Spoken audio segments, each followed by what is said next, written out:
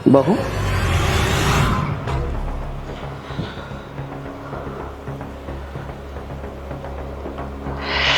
हाय रे, मेरी बहू कितनी जवान है और कितनी खूबसूरत है। मैंने तो आज तक इसे जी भर के कभी देखा ही नहीं। कितनी प्यारी लग रही है ना ये। और भरी जवानी में मेरी बहू विधवा हो गई। इसे तो अकेलापन सताता होगा, तड़पाता होगा, और रातों को न जाने ये कितनी करवटें बदल के सोती होगी। कितनी बेकरार होती होगी ना मेरी बहू। इस भरी जवानी में कितनी तड़पती होगी मछली की तरह। मुझे मेरी बहू की तड़पन को मिटा देना चाहिए। ऐसे में मुझे ही अपने बहू के बारे में कुछ सोचना होगा। इसके अकेलेपन को दुकेलेपन में बदलना होगा। मैं कोशिश करता हूँ।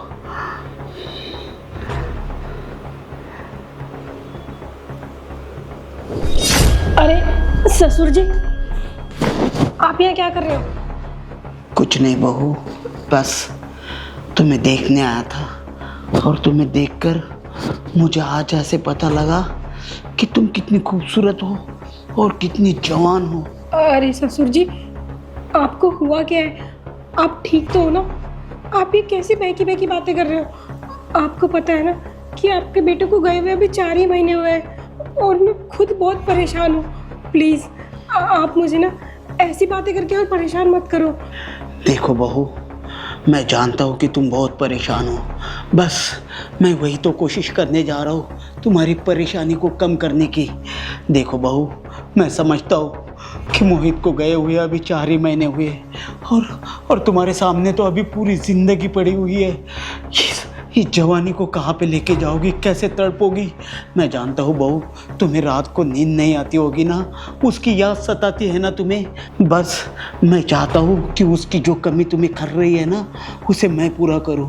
अरे ससुर जी, आपको हो क्या गया है? आपको दिखता नहीं है कि आपके बेटे की विधवा हूँ मैं, और आप मेरे को समझाओगे, अपने बच्चे की तरह रखोगे? नहीं, आपको तो हवस चढ़ गई है ससुर जी। देखो, या तो आप यहाँ से चले जाओ या मैं खुद चली जाती हूँ। अगर आप नहीं सुधरे ना तो मैं आपके छोटे बेटे को सब कुछ बता दूंगी कि आप मेरे पे गंदी नजर रख रहे हो। और मैं यहाँ पे क्या सोच के रह रही थी कि नहीं, उन्होंने मुझे बोला है कि भले मेरे को कुछ भी हो जाए, देख मेरे पापा को छोड़ के ना तू कभी मत जाइयो, उनको अपने पापा की तरह प्यार करियो। बस उनको एक प्रॉमिस किया था मैंने, एक वादा किया था कि जो तुम मांग रहे हो ना वो मैं तुम्हें दूंगी। सिर्फ इसीलिए मैं अपने घर नहीं गई और यहाँ रह रही हूँ ताकि मैं आपका ध्यान रख सकूँ। पर आप ये सब बातें बोल के ना मेरे अंदर जो आपके लिए इज्जत थी ना वो सारी खत्म कर दिया आपने। अब ना आप यहाँ से चले जाओ। अरे तू पागल हो चुकी है, मैं नहीं हूँ पागल। अरे मैं तो तेरा दर्द बांटना चाहता हूँ। तू खुद सोच। अरे इतनी भरी जवानी में तू क्या करेगी? तुझे ऐसे तड़पता हुआ देखकर मोहित की आत्मा को क्या शांति मिलेगी? बिल्कुल नहीं। वो तड़प रहा होगा, तू नीचे तड़प रही है और वो ऊपर। बस उन्हीं चीज़ों को मैं मिटाना चाहता हूँ। अरे तूने पति खोया तो मैंने भी अपना बेटा खोया। बस उसी की खुशी की खातिर मैं तुझे अपनाना चाहता हूँ। ससुर जी, आप इतने गिरे हुए इंसान हो ना, मैं सोच भी नहीं सकती थी। आपकी मेरे पे गंदी नजर है, ये चीज़ तो मुझे पहले से पता थी, लेकिन मैं ये नहीं जानती थी कि आपकी ये असलियत ना आपके बेटे के जाने के बाद बाहर आएगी। ससुर जी, मैं आपके आगे हाथ जोड़ती हूँ कि आप मेरा पीछा छोड़ दो और यहाँ से चले जाओ। प्लीज़ यहाँ से चले जाओ आप। देख, मेरे आगे हाथ मत जोड़। अरे मैं तुझसे दिल से दिल जोड़ना चाहता हूँ। और एक बात सुन, मैं ना तुझे समझने के लिए ना आज का दिन देता हूँ। अगर शाम को तू मेरे पास नहीं आती है तो कल सुबह तेरा पैकअप होगा यहाँ से। तुझे मैं इस घर में नहीं रहने दूंगा, तेरे मायके में भेज दूंगा, समझे ना?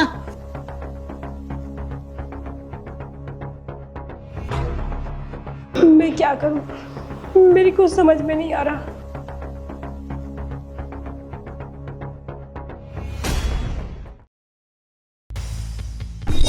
अरे ससुर जी, आप ये क्या कर रहे हो? आपको तमीज नहीं है क्या? कोई अपनी बहू को ऐसे पीछे से पकड़ता है क्या? तमीज को मार गोली। मैंने तुझे आज शाम तक का समय दिया था सोचने का कि तू मेरी बाहों में आएगी या नहीं। बता क्या सोचा तूने? ससुर जी, मैंने आपसे कल भी बोला था और मैं आज भी आपको यही बात बोल रही हूँ। अपने दिमाग में ये जो गंद भर रखा है ना, इसको निकाल दो। मैं आपके साथ कुछ नहीं करने वाली। करेगी तो तू सब कुछ मेरे साथ। तुझे किस बात की चिंता है?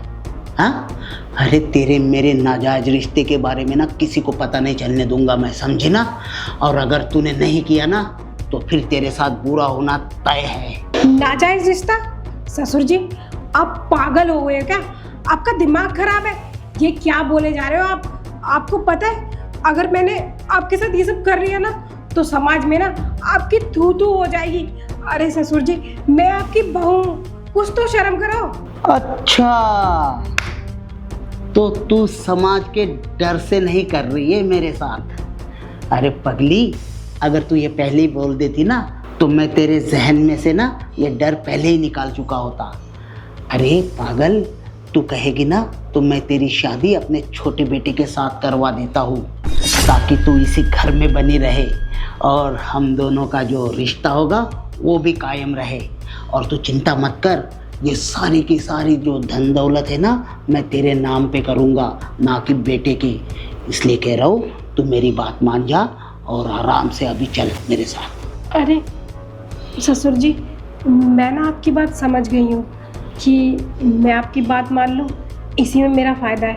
लेकिन वो क्या है ना, आज मेरी थोड़ी तबीयत ठीक नहीं है, तो कल आपको जो करना है ना आप मेरे साथ कर लेना।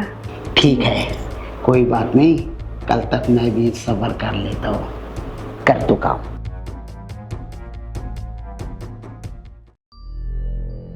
ससुर जी, आपने जो कल कहा था ना, मैं आपके साथ वो सब करने को तैयार हूँ। सच?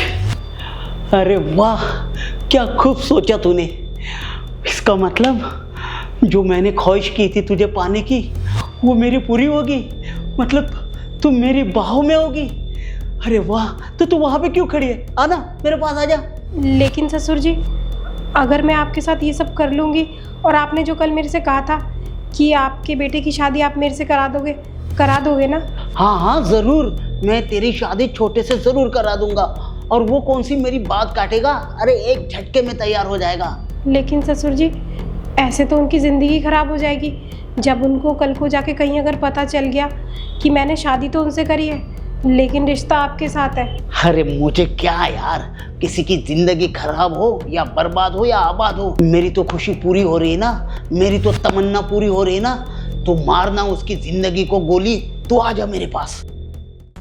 क्या बात है पापा, आज आपने अपना असली रंग दिखाई दिया ना। अरे मुझे तो आपसे ये उम्मीद भी नहीं थी कि आप इतनी नीच हरकत करोगे। और आप भाभी के साथ ये सब क्या करने की बोल रहे हो? आपको शर्म नहीं आ रही? वो तो भाभी ने मुझे सब कुछ बता दिया आपके बारे में, वरना मुझे तो आपकी ये असलियत, ये आपका घिनौना चेहरा कभी दिखता ही नहीं। अरे पापा, आपको पता है भैया के जाने के बाद इस घर की सारी जिम्मेदारियां आपके ऊपर थी और आप क्या कर रहे हो? आप भाभी को पाने के लिए इतनी नीच हरकतें कर रहे हो, इनको टॉर्चर कर रहे हो और क्या बोल रहे हो, इनको घर से निकालोगे। अरे आप भूल गए क्या, ये सिर्फ भैया के एक कहने पे इस घर में रुकी हुई हैं ताकि आपकी सेवा कर सके और जो आपकी दवाइयाँ चल रही है ना उन्हें टाइम टू टाइम आपको खिला सके ताकि आप ठीक रहें। अगर आपको भी कुछ हो जाएगा तो इस घर का होगा क्या?